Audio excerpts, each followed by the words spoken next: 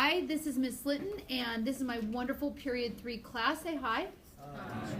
And we're going to do a short little bit here, reviewing Mendel's 3 laws, and we'll discuss the null hypothesis. So we're going to go through those two things. So the first thing I want you to do is, with your bio buddy, discuss Mendel's 3 laws. Mendel's 3 laws. That's what I want you to go over right now. And what would be an example of them if you could come up with it? One we hit briefly. Go. Go, go, go. There's the law of dominance. One trait is dominant over another. So like dominant law of segregation. Each individual has 2 alleles for each trait. Okay. But law of segregation is that and then when something's fertilized, you get new factors. Okay, what law am I being right now? Law of dominance, right? How could you explain the law of dominance using this cross I have on the board? Green trait is dominant over white pod color, right? Green is, what law would this be? Law of what? Segregation. Which means the gametes that this individual right here makes, he's either going to give the big G or the little g. He can't give both. That's the law of segregation. The law of independent assortment is referring to what stage of meiosis? Good little review. Metaphase what? 1. Only metaphase 1, because that's the only time the homologous pairs are together, right? And they can line up, each homologous pair can line up independently of the other. And so you can get any combination of traits. The only time that would not happen is if those traits were on the same chromosome, and if they're on the same chromosome, we refer to them as being linked genes. And they're going to travel together. The only thing that breaks up linked genes is something else that could happen. What's that? Crossing over. When does crossing over occur? Prophase 1. Does crossing over just occur in mitosis? No. Why not? They never line up with their homologous pair. Always single file. Everything copied, line up. Does crossing over occur during meiosis too? Why? No homologous pairs, you're in 2 cells. Okay, ask your bio buddy. You clear on all that you just did? Anything you need? All right. So now this is what I want to talk about. Would you see independent assortment in this slide right here that I'm showing you? Is there any evidence of independent assortment here? No, because you're only looking at one trait. Okay? When you talk about law of independent assortment, you're looking at more than one trait. And we're going to do that today too. Okay, we're just not quite there yet. Okay, so what I want to do is I want to go back and I want to talk about something we have discussed before. Okay, and that is the research hypothesis versus the null. Could I have blue take on research and slate take on null? Go.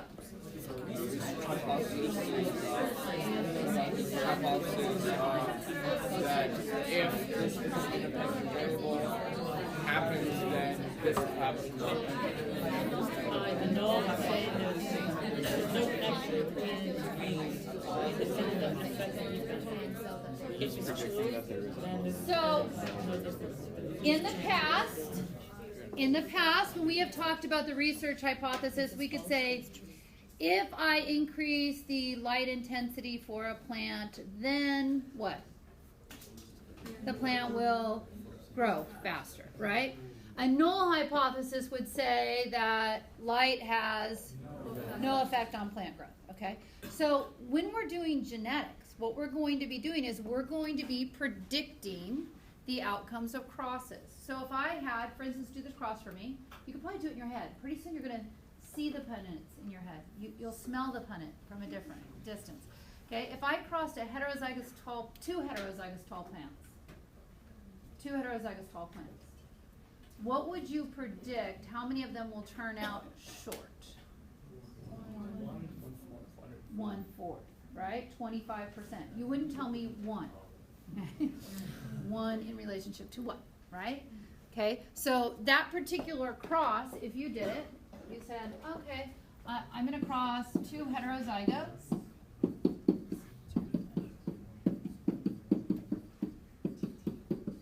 Yes? Okay, and I would predict that 25%, or 1 out of 4, would turn out to be short. So let me ask you this. If I did this cross and I had 100 offspring, how many would you predict if I had 100 total in my population, was 100, how many would you predict would be tall? How many would you predict would be short? What would you tell me? 75 tall and 25 short. So if I ended up getting, instead, this is my, what would you call this? Expected. Okay, and if my observed, I got 30 and 70, is that okay? Okay, what would you do? Chi-square test to see if that would be all right. What the null hypothesis says in genetics is any aberration you get in your numbers is due to chance. Chance would cause it. Remember how we said before, research, oh, that's just chance. There's no, this is not going to be statistically significant. And then sometimes we could disprove the null, which supported the research hypothesis, right? So what the null hypothesis would say that there is nothing significant about these numbers. Now, what if instead of 70-30, I got 50-50? Do you think that's statistically significant? Yeah. If we did observed minus expected, what's observed minus expected? 25, right? 25 squared divided by 75. That's probably a pretty big number, right?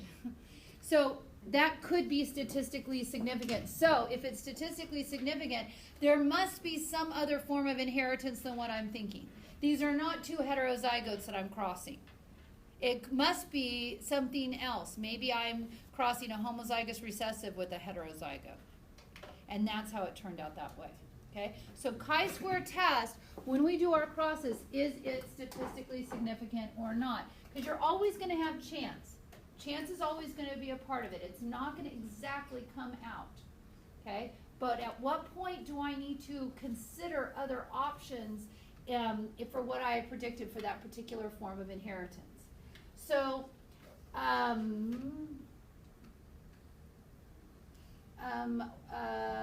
oldest bio buddy, just take this page on right here. Go ahead, oldest bio buddy.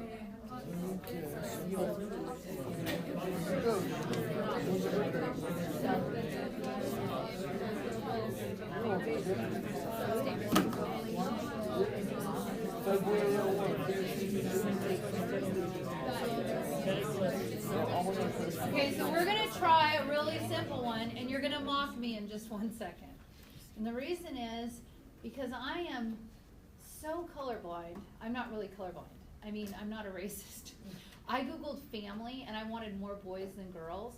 And so I took the family, I put the picture in here, but you're going to see the problem in just a second. How many boys would you expect them to have? And how many girls? First of all, they're clearly not the parents. These children are adopted, okay?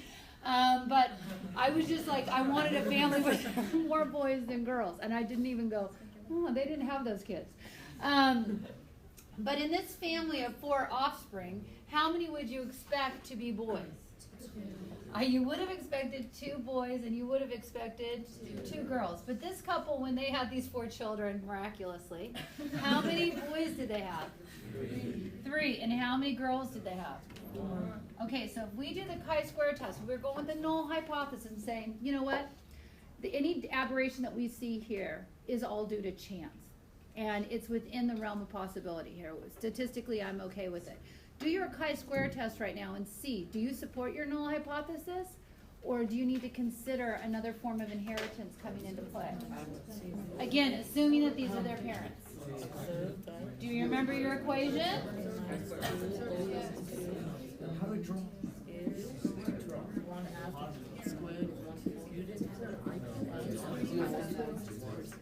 Remember that? And then you add them off with 0.5. You should have a piece of paper in front of you that you're writing on because you'll need it all class period today. You're going to do a bunch. What's a good way to split it?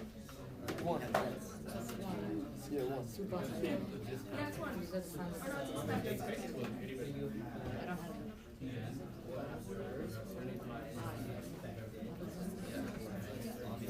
I memorize the speech. Yeah. I nailed it.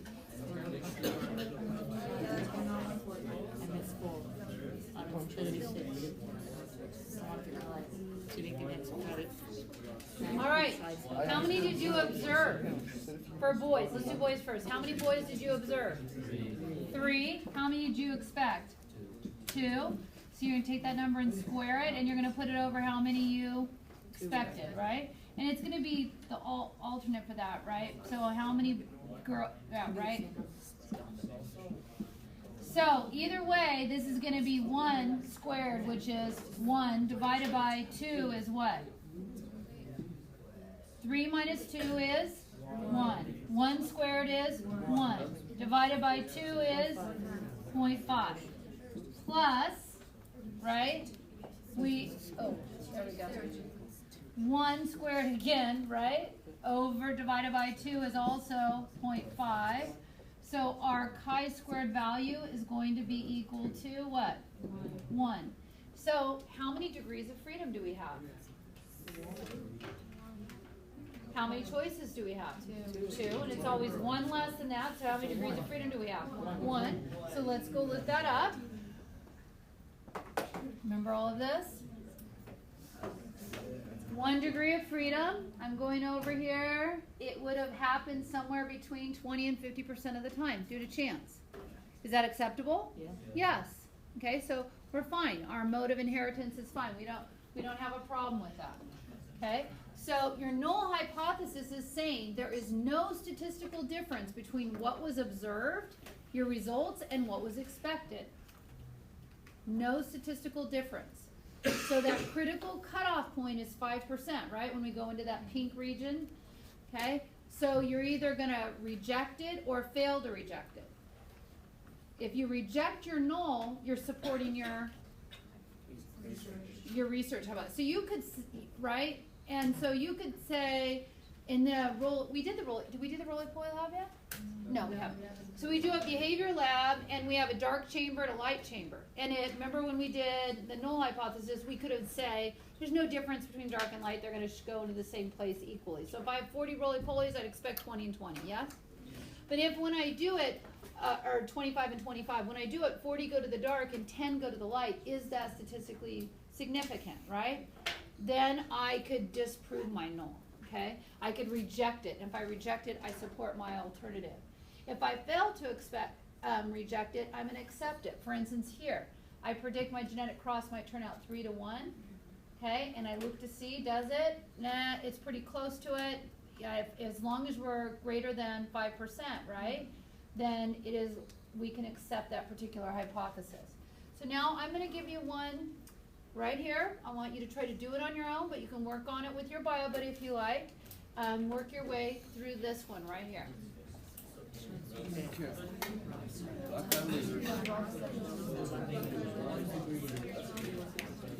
Do the math. I want the numbers.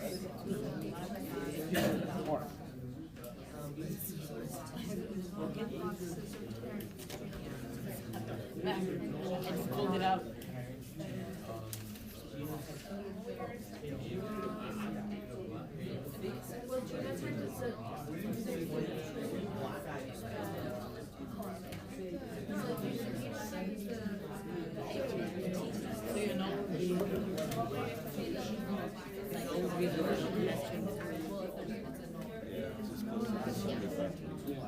And then we're gonna do.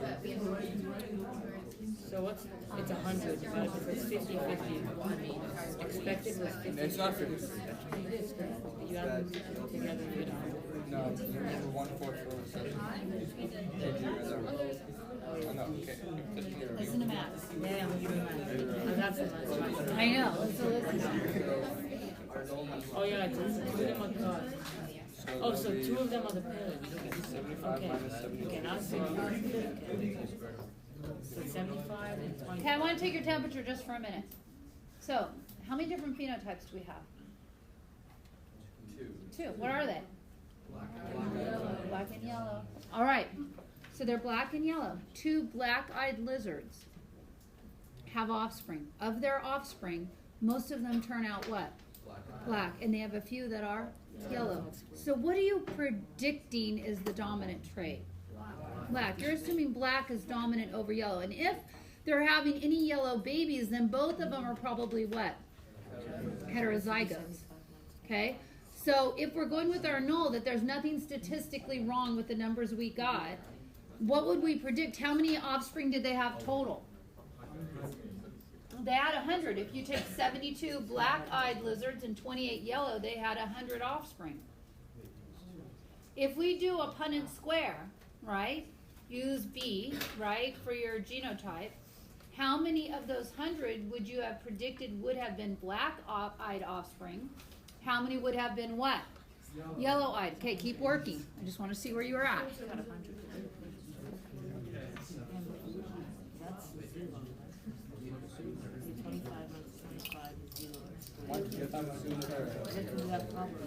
No, okay, bro. It's observed minus expected. Yeah. Observed 72, expected 75.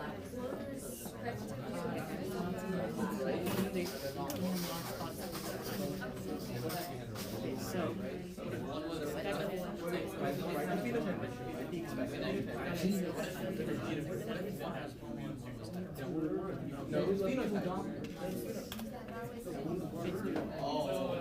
So I'm missing the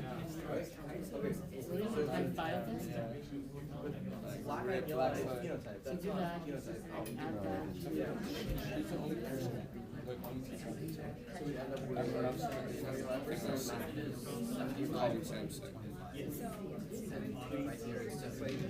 I don't need, like, Mr. Meyer giving me a hard time. Why 72 months? And we do observed minus expected. Yeah, observed. Or we just talked about the width. We just talked about the width. What do you think the parents using bees, what do you think the parents' genotype is? R. Big B, little b, crossed with a big B, little b.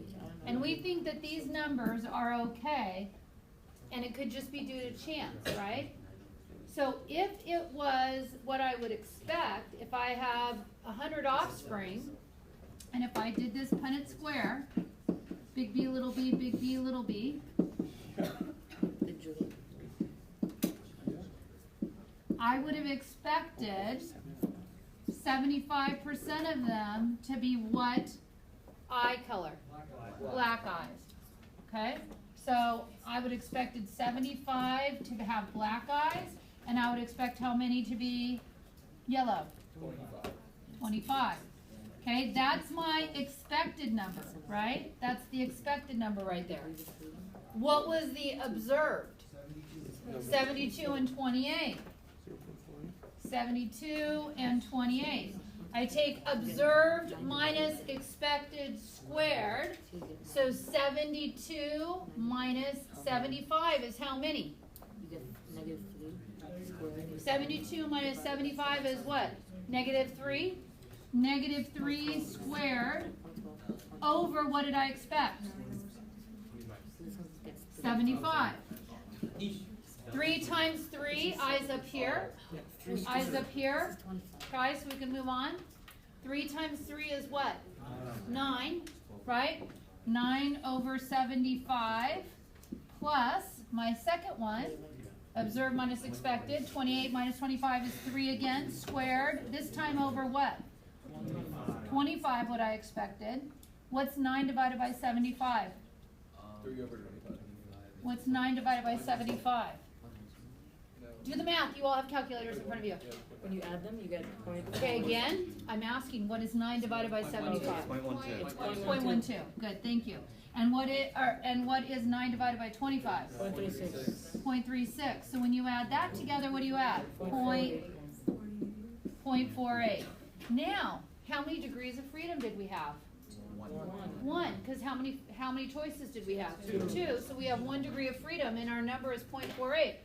1 degree of freedom and 0.48 would happen close to 50% of the time. So can we support our null, or did we reject our null? We accept it, right? That was just due to chance. Okay? Now that was a relatively easy one. Relatively easy one. Tell your bio buddy on a scale of 1 to 10, how comfortable are you with that process now? Because I will level it up later. Ask them.